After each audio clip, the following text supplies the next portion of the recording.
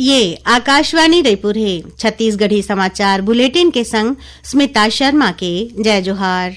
अब सुनो आज के प्रमुख समाचार। राष्ट्र आज भारतीय संविधान के निर्माता डॉक्टर भीमराव अंबेडकर के 134वां जयंती मनावत है। ए मौका में छत्तीसगढ़ के राज्यपाल और मुख्यमंत्री हा घलो ओमनला अपन श्रद्धांजलि दीन। जांजगीर चांपा जिला के एक ठन कारखाना में शनिवार के फर्नेस काम के दौरान विस्फोट होए के मामला में चांपा पुलिस हा आज कारखाना प्रबंधक और संचालक के खिलाफ एफआईआर दर्ज करे है। और प्रदेश में मौसम के मिजाज एक फेर बदल गया हवै और अवैया 24 घंटा में कई जगह में हल्का वर्षा होए के या गरज चमक के संग छींटा पड़े के आसार है। अब समाचार विस्तार ले। राष्ट्र आज भारतीय संविधान के निर्माता डॉक्टर भीमराव अंबेडकर के 134वां जयंती में श्रद्धांजलि देवत है। ए मौका में छत्तीसगढ़ संघरा देश भर में कतकुन कार्यक्रम कराए जावत है। राष्ट्रपति द्रौपदी मुर्मू, उपराष्ट्रपति जगदीप धनखड़, प्रधानमंत्री नरेंद्र मोदी, लोकसभा अध्यक्ष ओम बिरला, राज्यसभा के उपसभापति हरिवंश, राज्यसभा में सदन के नेता जेपी नड्डा, राज्यसभा में विपक्ष के नेता मल्लिकार्जुन खड़गे, लोकसभा में विपक्ष के नेता राहुल गांधी, केंद्रीय मंत्री, संसद सदस्य और आम लोगन मन आज संसद भवन परिसर में डॉक्टर भीमराव अंबेडकर के प्रतिमा के आगू अपन श्रद्धांजलि दीन। डॉक्टर भीमराव अंबेडकर स्वतंत्र भारत के पहली विधि और न्याय मंत्री रहिन। ओमनला बछर 1990 में मरणोपरांत भारत के सर्वोच्च नागरिक सम्मान भारत रत्न ले सम्मानित करे गे रिहिस। छत्तीसगढ़ में आज अंबेडकर जयंती ला सामाजिक समरसता दिवस के रूप में मनाए जावत है। ए मौका में राज्य के सब्बो जिला, जनपद और ग्राम पंचायत में आने कार्यक्रम कराए जावत है। ए दौरान संविधान की प्रस्तावना के सामूहिक वाचन करेगिस, संगे संग ग्राम पंचायत मन में विशेष ग्राम सभा के आयोजन करेगिस। राज्यपाल रमेंडे कहा आज राजभवन में डॉक्टर भीमराव अंबेडकर के चित्र में फूलमाला पहिरा के ओमनला अपन श्रद्धांजलि दीन। उन्हें मुख्यमंत्री विष्णुदेव साय आज अपन निवास कार्यालय में डॉक्टर भीमराव अंबेडकर ला नमन करिन। यही बीच भारतीय जनता पार्टी के प्रदेश इकाई डहारले आज डॉक्टर भीमराव अंबेडकर के जयंती के मौका में कतकुन कार्यक्रम कराए जावत है। रायपुर के पार्टी प्रदेश कार्यालय कुशाभाऊ ठाकरे परिसर में राखे गए कार्यक्रम में भाजपा प्रदेश संगठन महामंत्री पवन साय और स्वास्थ्य मंत्री श्याम बिहारी जायसवाल संघरा पार्टी पदाधिकारी और कार्यकर्ता मन मौजूद रहीन। ए दौरान संविधान की प्रस्तावना के वाचन घलो करेगीस।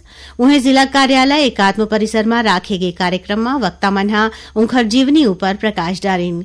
ए मौका में सांसद बृजमोहन अग्रवाल, विधायक राजेश मुनत, सुनील सोनी, पुरेंद्र मिश्रा, मोतीलाल साहू, रायपुर जिलाध्यक्ष रमेश सिंह ठाकुर मौजूद रहीन। केंद्रीय राज्य मंत्री तोखन साहू हा बिलासपुर में डॉक्टर अंबेडकर के जयंती में उनखर प्रतिमा में फूलमाला चढ़ा के ओमनला नमन करिन।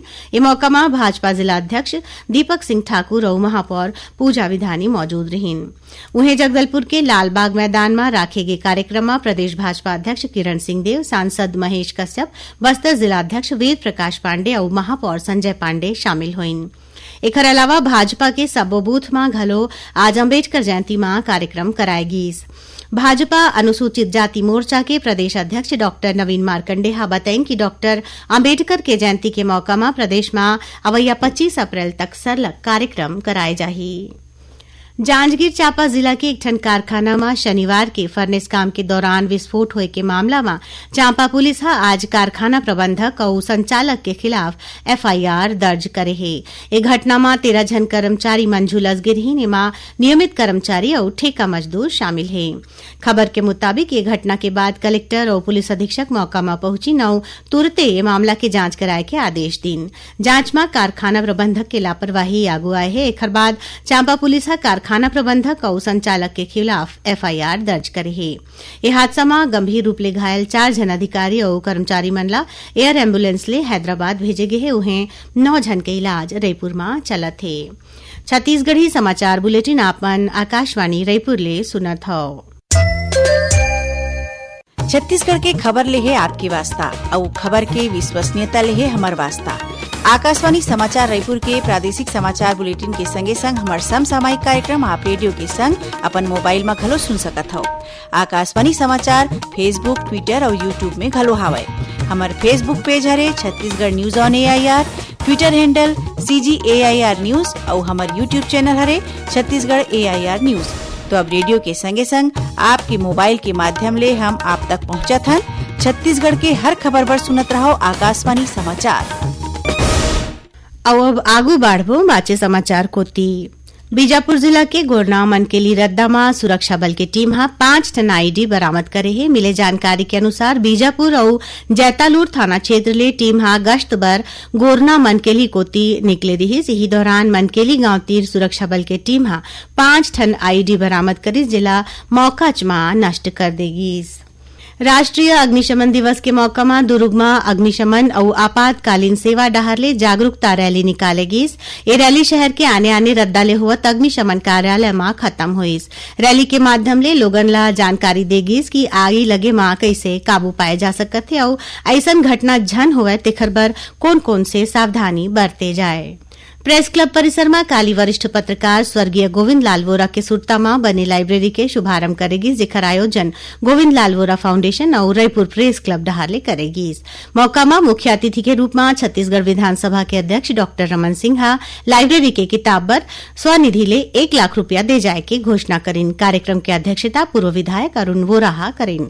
कार्यक्रम में ज्ञानपीठ पुरस्कार ले सम्मानित जाने माने साहित्यकार विनोद कुमार शुक्ल पत्रकार मनला किताब पढ़े और लिखे बार प्रेरित करीन। रायपुर के गुडियारी इलाका में निगम डहारले सीवरेज बर खोदे गे गड्ढा में काली 3 झन लइका मन गिर गिन, जेमाले 1 झन लइका के मौत हो गईस। उन्हें 2 झन दूसर लइका मन ला सुरक्षित बाहर निकाल ले गईस, जिनकर इलाज अस्पताल में करे जावत थे। घटना के बाद गुस्साए लोगन मन धरना प्रदर्शन करके चक्का जाम करीन। ये मामला में निगम आयुक्त जोन कमिश्नर, कार्यपालन अभियंता, प्रभारी सहायक अभियंता, उप अभियंता और जल कार्य ठेकेदार ला कारण बताओ नोटिस जारी करेंगे और उमन ला 24 घंटा के अंदर लिखित स्पष्टीकरण दे जाए बर कहे गे है। वहीं महापौर मीनल चौबे सबो कॉलोनी और निगम परिसर के सेप्टिक टैंक और संपवेल के मेन होल्ला ढाके के निर्देश दीन है, ताकि भविष्य में ऐसन घटना औझन होवे।